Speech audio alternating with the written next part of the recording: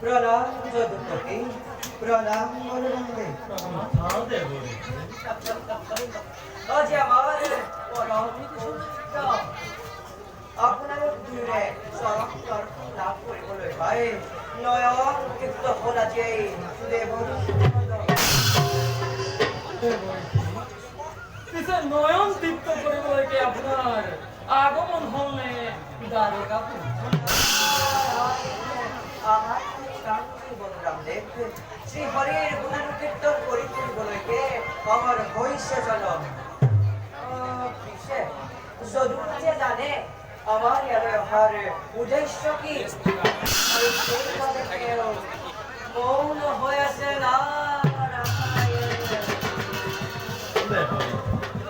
আমি ভবাৰ দৰে আগমনৰ উদ্দেশ্য নহ'ব পাৰে দেৱ। সেয়েহে দেৱৰী তোমাৰ মুখেৰে জানিব বিচাৰো দ্বাৰকাপুৰৰ আগমনৰ উদ্দেশ্য কি?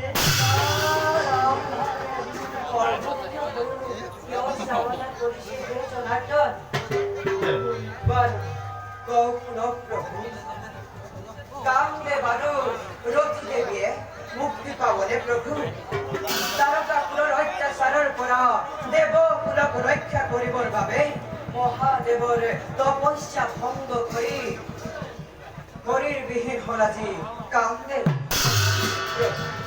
কামদেৱে মুক্তি লাভ কৰিবনে বাৰু?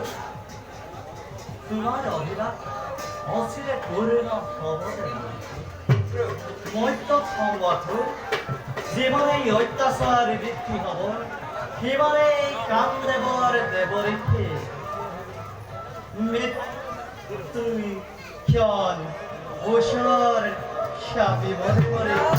নারায়ণ নারায়ণ নারায়ণ। প্ৰভু মই মোৰ প্ৰশ্নৰ সমাধান পালো যেতিয়া এবেলাহে মাগিছো বিদায়।